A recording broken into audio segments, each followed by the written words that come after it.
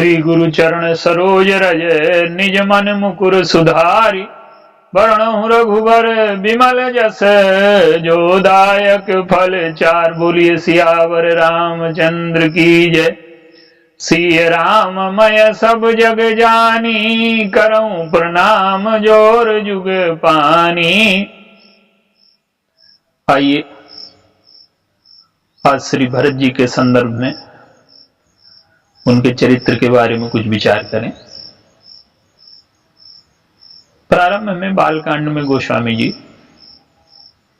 श्री भरत जी की जब वंदना करते हैं तो प्रणवो प्रथम भरत के चरना जासु नेम व्रत जाई न बरना। राम चरण पंकज मन जासु लुबुध मधुप यु तजई न पाशु।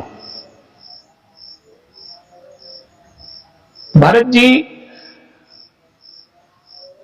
का जो चरित्र है वो सिद्ध तो है ही, साधकों के लिए बड़ा प्रेरक है। हमारे देश में अनेकों महापुरुष हुए और उन्होंने जीवन के किसी न किसी क्षेत्र को प्रकाशित किया है। किसी ने त्याग को प्रकाशित किया, किसी ने तपस्या को प्रकाशित किया, किसी ने ज्ञान को प्रकाशित किया, किसी ने वैराग्य को प्रकाशित किया, किसी ने भक्ति को प्रकाशित किया। तो हजारों जो महापुरुष हुए, ऋषियों की भूमि है ये, तो जीवन के किसी न किसी क्षेत्र को वो प्रभावित करते हैं। लेकिन श्री भरत जी का जो चरित्र है वो जीवन के सारे क्षेत्रों को प्रकाशित करता है। और साधकों के लिए साधना कैसे की जाए और साधना में सिद्धि तक कैसे पहुंचे और कोई त्रुटि ना हो, तो साधक की जितनी समस्याएं हैं उन सब का समाधान श्री भरत जी के चरित्र में मिलता है। अन्य भी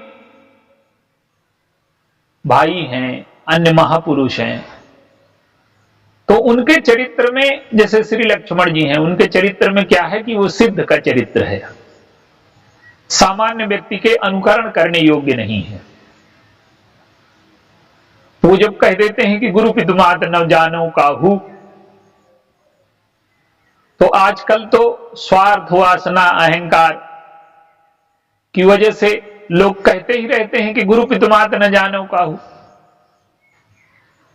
तो साधकों के लिए कोई प्रेरणा के सूत्र उतने नहीं प्राप्त होते। प्राप्त तो होते ही हैं, वो सब जीवन को प्रकाशित करने वाले महापुरुष हैं, ईश्वर ही हैं वो महापुरुष, क्या कहा जाए। तो श्री भरत जी का जो चरित्र है वो साधकों के लिए बड़ा प्रेरणादायक है। गोस्वामी जी लिखते हैं कि जासु नेम व्रत जाई न बरना। नियम व्रत का वर्णन नहीं किया जा सकता। अब नियम और व्रतों का तो वर्णन किया ही जाता है, क्या करना चाहिए, इस उपवास में क्या लेना चाहिए, कैसे करना चाहिए, उनका सबका वर्णन है। तो फिर श्री भरत जी के चरित्र में ऐसा क्या है कि उन नियमों और व्रतों का वर्णन नहीं किया जा सकता। देखिए, नियम जो है वो व्यक्ति को संतुलित, मर्यादित रहना सिखाते हैं। हर व्रत के अलग अलग नियम होते हैं। कौन सी सिद्धि प्राप्त करनी है उसके लिए अलग अलग व्यवस्थाएं हैं, अलग अलग नियम हैं। तो नियम में यह है कि नियम का उद्देश्य क्या है। नियम का उद्देश्य प्रेम तक पहुंच जाना। जनकपुर में गोस्वामी जी ने बताया कि संत सभा चहुंदिसे अमराई, श्रद्धा ऋतु बसंत शमगाई, समयम नियम फूल फल ज्ञाना, हरिपद रति रस भेद बखाना। संत की सभा आम का बगीचा है। आप आम के बगीचे में हर समय पहुंच जाए तो फल मिलेगा क्या? तो वो कहते हैं संत तो आम के बगीचे हैं, पर श्रद्धा आपको लेकर के जानी है। श्रद्धा ऋतु बसंत है। अगर आपके अंतःकरण में श्रद्धा नहीं है तो फिर आपको फल नहीं मिलने वाला। तो श्रद्धा लेकर के संत के पास जाइए, और संत जो बताएं संयम नियम, ये फूल हैं, यही नियम है। तो ये फूल है संयम नियम, और फल क्या है? ज्ञान। फिर ज्ञान का फल लगेगा। लेकिन आम का फल लग जाए तो तुरंत खाने लायक नहीं होता, खट्टा रहता है। जब पक जाए तब खाने लायक होता है। तो हरिपद रति रस वेद बखाना, भगवान की जब भक्ति उत्पन्न हो जाए तब आप समझिए कि आम का फल पक गया। तो भरत जी नियम और व्रतों का पालन करते हैं, लेकिन उनके नियम और व्रतों के पालन करने का उद्देश्य कोई सफलता प्राप्त करना नहीं है, कोई सिद्धि प्राप्त करना नहीं है। नियम और व्रतों का पालन किस लिए करते हैं? मांगई हृदय महेश मनाई, कुशल मातु पितु परिजन भाई। उनका नियम भी प्रेम की पूर्ति के लिए है। नियम का पालन स्वयं करते हैं, पर उसका जो फल है वो स्वयं के लिए नहीं रखते। भगवान राम ने लक्ष्मण जी से कहा कि तुम राजा हो और राजा के कर्तव्य का तुम्हें पालन करना चाहिए, इन नियमों का पालन करना चाहिए, तुम्हारा धर्म है। तो वो कहते हैं कि कीरत सुगति भूति प्रिय जाही और धर्म नीति उपदेशिता है।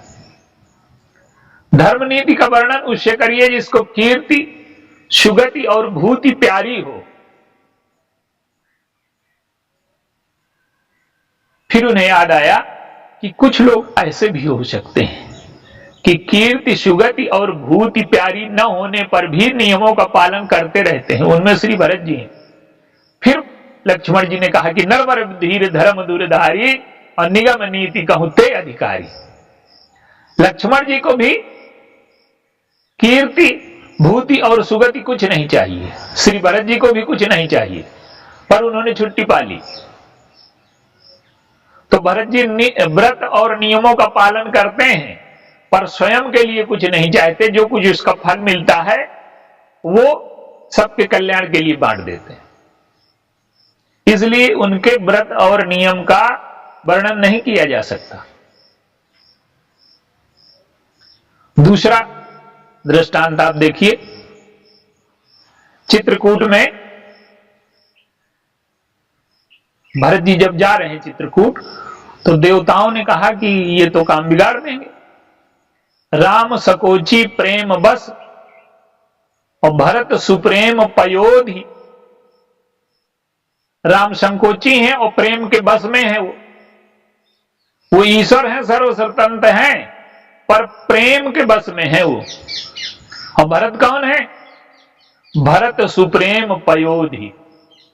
ये तो प्रेम के समुद्र हैं और सुप्रेम के समुद्र हैं, और इसमें तो भगवान राम डूब ही जाएंगे।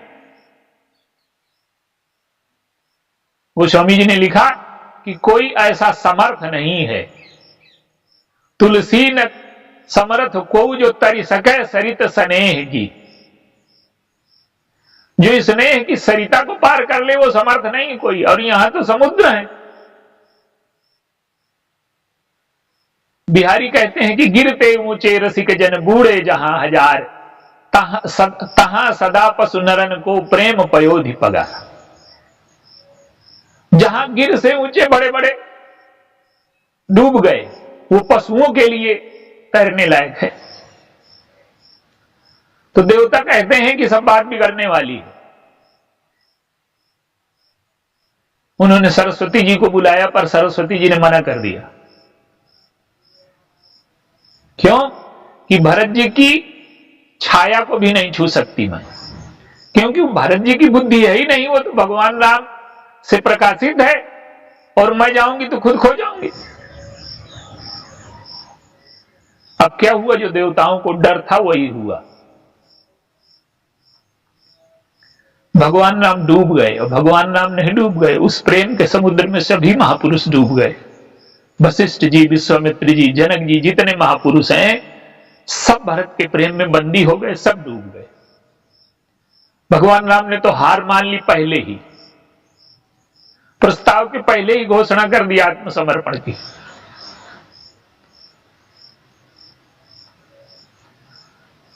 गोस्वामी जी ने संकेत किया कि जब सब लोग बंदी हो गए और भरत कहें सोई किए भलाई अस कही राम, भरत जो कहेंगे वही करने में मेरा भला है।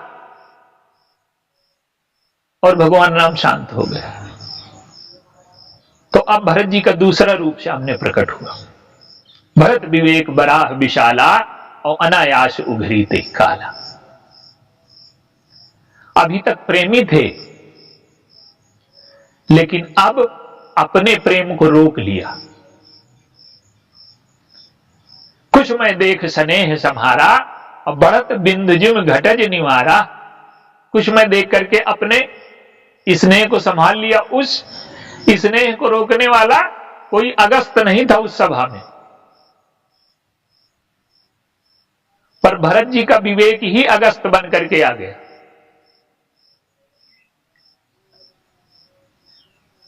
और उन्होंने कहा कि प्रभु मैं आपको संकोच में डालूं, आपका धर्म, आपका मर्यादा, आपकी मर्यादा, आपकी प्रसन्नता जिसमें बचे आप वो कीजिए। जीतने के बाद आत्मसमर्पण कर दिया भरत जी। जीतने के बाद लोग आत्मसमर्पण नहीं करते, भरत जी जीतने के बाद आत्मसमर्पण कर देते हैं। क्यों? कि उनका विवेक भी, लोगों में जिनमें विवेक होता है वो मुक्ति की ओर जाते हैं, लेकिन भरत का विवेक मुक्ति की ओर नहीं ले जा रहा। वो अपनी मुक्ति छोड़ देते हैं। स्वार्थ परमार्थ सुख सारे और मनहु न सपने भरत निहारे। अपनी मुक्ति का सुख छोड़ दिया और क्या करते हैं कि अपनी मुक्ति को छोड़ करके दूसरों की मुक्ति कैसे हो, अस विचार जे परम शयाने और मुकुद निरादर भगति लुभाने। उन्होंने कहा, देवताओं को लग रहा था कि भगवान राम लौट जाएंगे तो संसार में अंधेरा फैल जाएगा, रावण का वध कैसे होगा। लेकिन भरत जी ने अपने स्नेह को रोक करके भगवान के धर्म के मार्ग को नहीं रोका। वो चाहते तो भगवान को वापस लौटा लाते। तो उनका नियम भी प्रेम का अंग है और उनका विवेक भी प्रेम का ही अंग है। चाहे वो नियम का पालन करें, चाहे ज्ञान दिखाई दे, पर वो सब प्रेम के ही अंग हैं। आप देखिए भरत जी का जो चरित्र है वो ग्रहण की आसक्ति और त्याग के अहंकार दोनों से मुक्त है। उन्होंने अयोध्या का राजपद नहीं स्वीकार किया,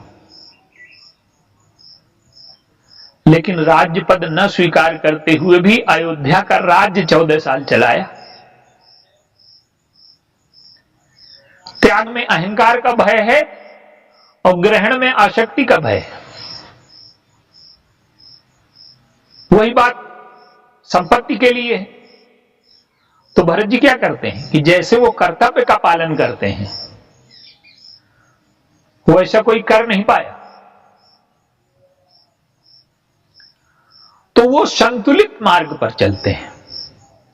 वो तो ईश्वर के ही प्रतिरूप हैं, पर हम लोगों के लिए साधना में बताया कि साधना कैसी होनी चाहिए। तो उनके जितने व्रत और नियम हैं, उनकी जो कर्तव्य परायणता है, वो सब प्रेम की पूर्ति। अयोध्या की जो प्रजा का पालन कर रहे हैं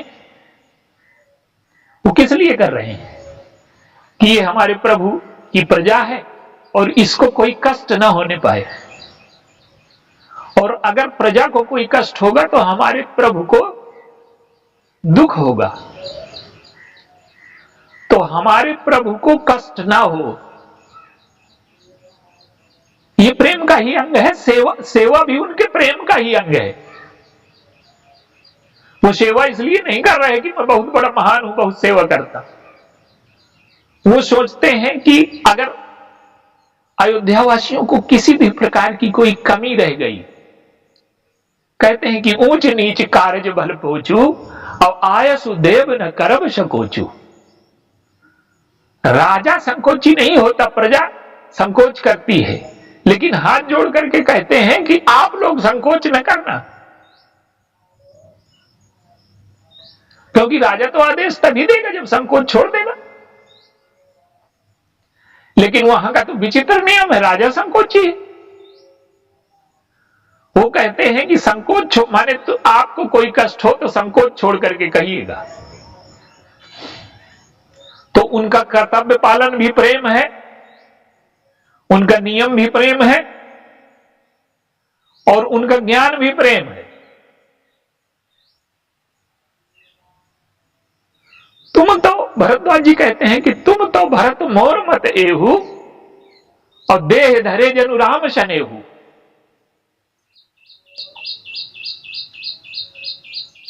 गोस्वामी जी ने जब भगवान की वंदना की करते हैं वो, तो कहते हैं है तुलसी प्रतीत एक प्रभु मूर्ति कृपामयी है। अब देखिए, मूर्ति कहना बड़ा चमत्कार है। क्या कि मूर्ति जो होती है, चाहे सोने की हो, चाहे लोहे की हो, चाहे पत्थर की हो, उसके हर चीज वही है। जैसे फूल लिए हैं हाथ में, फूल बड़ा कोमल है, और चक्र लिए हैं भगवान तो चक्र बड़ा कठोर है।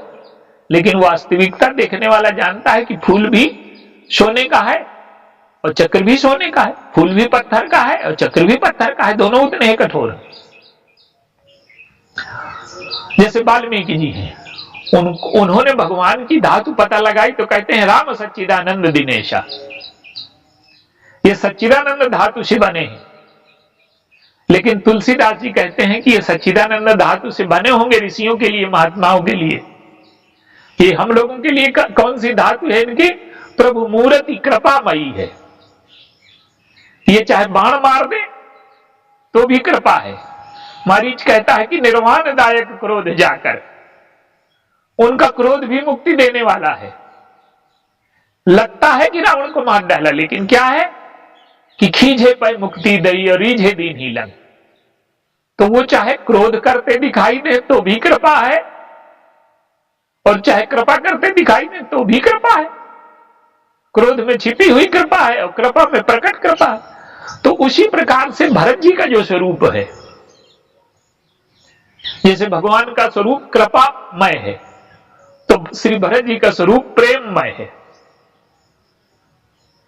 और वो प्रेम इतना महान है कि वो ईश्वर से बड़ा होता है। भगवान राम को जब तुलना करनी पड़ी तो सृष्टि के इतिहास में किसी की तुलना नहीं कर पाए। तीन काल त्रिभुवन मत मोरे, पुण्य श्लोक तात तर तोरे, उर आनंद तुम पर कुटिलाई, जाहि लोक पर लोक नसाई। तीनों कालों में, तीनों लोकों में तुमसे बड़ा कोई पुण्यात्मा नहीं हुआ। और जब तुलना की बात आई तो कहते हैं कि वचन कर्म मानस विमल और तुम समान तुम तात। तुम्हारी उपमा का कोई हुआ नहीं आज तक, तुम्हारे समान केवल तुम ही हो। भगवान राम भी जिनके वर्णन में असमर्थ हो जाते हैं। प्रेम का वर्णन ईश्वर के बस की भी बात नहीं है। जनक जी कहते हैं कि भरत महामहिमा सुन रानी और जान ही राम, जानते तो हैं पर न सकहीं बखानी, वर्णन नहीं कर सकते। तो उनके नियम, व्रत, उनकी तपस्या, उनकी कर्तव्य परायणता, उनका विवेक, उनका ज्ञान, सब कुछ प्रेम का ही अंग है। और अंत में गोस्वामी जी कहते हैं कि रामचरण पंकज मन जासु, लुबुध मधुप यु तजय न पाशु। राम, श्री राम के चरणों में उनका जो मन भंवरे की तरह मड़राता रहता है। अब देखिए, भंवरे को लोभी कहते हैं। भंवरे में एक दोष है कि एक फूल में नहीं बैठता, इसमें बैठेगा उसमें बैठेगा। भंवरा भोगी होता है, भोगी स्थिर नहीं रहता, कभी इस फूल में कभी इस फूल में, उसकी कोई निष्ठा नहीं होती। तो भंवरे से अंतर प्रकट करने के लिए लोभी कहा कि ये ऐसा भंवरा है जो लोभी है, केवल रामचरणों का रस लेता है।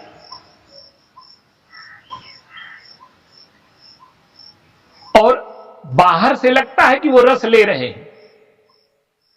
रामचरण पंकज मन जासु लुबुद मधु तजय न पाशु, लेकिन वो रस लेते हैं, वो कौन सा रस है? वो चरणों से कुछ पाना नहीं चाहते, चरणों से ऐसा लगता है, वो स्वयं कहते हैं, जब तीर्थराज में कहते हैं कि जन्म जन्म रति राम पद यह वरदान न आन, अर्थ न धर्म न काम रुचि गति न चाहो निर्मा। अर्थ धर्म काम मोक्ष मुझे कुछ न चाहिए, भगवान राम के चरणों में रति चाहिए। तो ऐसा लगता है कि वो स्वयं तृप्त होना चाहते हैं, पर वास्तविकता ये है कि भगवान राम के चरणों के लोभी भंवरे तो हैं, पर उन चरणों को प्रसन्न देखना चाहते हैं, इन चरणों को कष्ट ना हो कोई। तो उस लोभ में भी त्याग छिपा हुआ है, उस लोभ में चरणों को सुखी करने की चेष्टा है। स्वयं सुखी होते हैं वो कब? जब भगवान राम को सुखी देख लें। भगवान राम ने चित्रकूट में कह दिया कि राखे राय सत्य मोहि त्यागी, तनु परिहरे प्रेम पन लागी, तासु वचन मेटते तो सोचू, तेहते अधिक तुम्हारा संकोच।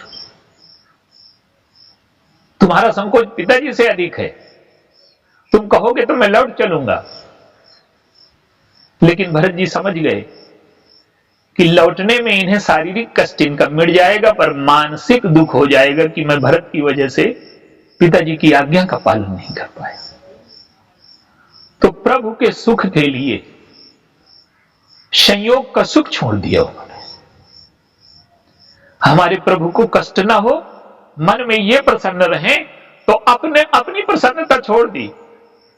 14 वर्षों से वियोग में रहे, तो उन चरणों से रति तो है, पर उन चरणों को प्रसन्न करने की भावना है। लोभी तो है, पर लोभी ये है कि ये चरण प्रसन्न बने रहे, इनको कोई कष्ट ना हो। तो ऐसा अद्वितीय चरित्र है श्री भरत जी का कि जासु नेम व्रत जाई न बरना। वो श्री भरत जी हमारे जीवन में प्रेम की सृष्टि करें। बोलिए सियावर।